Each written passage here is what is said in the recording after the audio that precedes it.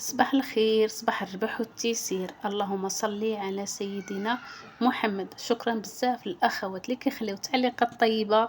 كنتمنى التوفيق للجميع ونتمنى اقتراح اليوم يعجبكم. نقولوا بسم الله. في اول وصفه درت 3 ديال البيضات، كاس ديال السكر حبيبات، وخلطت مزيان حتى داب هذاك السكر. ما تسناش الخليط يولي بيض، كاع ما بغى يبيض ليا خلطت عييت. من بعد ما داب السكر ضفت كاس ديال الزيت، كنضيف ونخلط على دفوعات. من بعد ما كملت الزيت نفس الطريقه درت الماء عادي من الصنبور. صافي اختي خلطت مزيان حتى طاحوا كتافي، وعاد درت نص معلقه ديال النكهه ديال البرتقال ورجعت خلطت شويه، ودرت الكاس الاول من الدقيق الابيض وتخلطي، والكاس الثاني من الدقيق الابيض كذلك وتخلطي. من بعد درت 2 ساشي ديال الخميره الحلوه الوزن 8 غرام، وعاد ضفت الكاس الثالث. خلطت مزيان حتى ولا الخليط على شكل الكيكه العاديه، ودرت معلقه كبيره ديال الخل، غير حتى هذيك صغيره درت منها 2.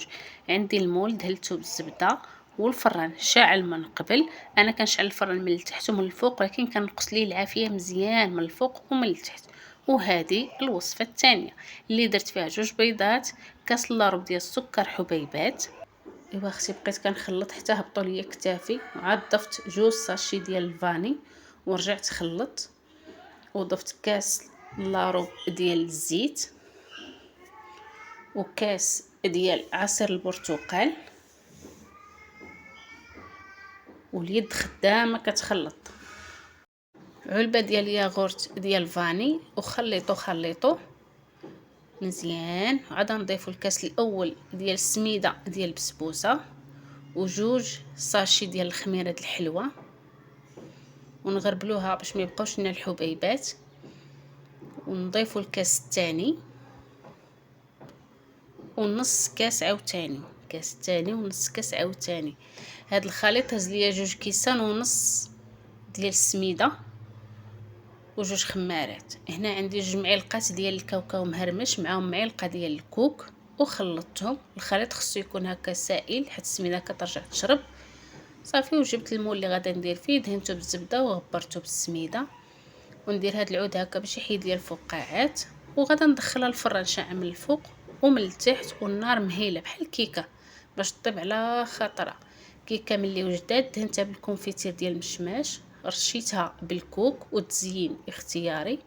وبسبوسه ملي وجدات وهي باقا سخونه سقيتها بالكاس ديال العصير البرتقال، حيت درنا في الخليط العصير البرتقال.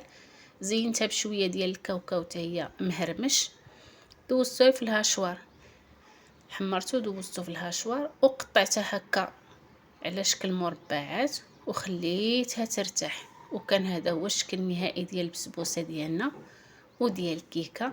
شفتوها كي جات ذهبيه تبارك الله، وعاد التصوير راه ما عطاهمش حقهم، عرفتي جاو ذهبيين كيشهيو.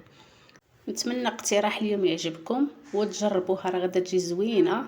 كنتمنى التوفيق للجميع، تبقاو على خير وبسلامه عليكم.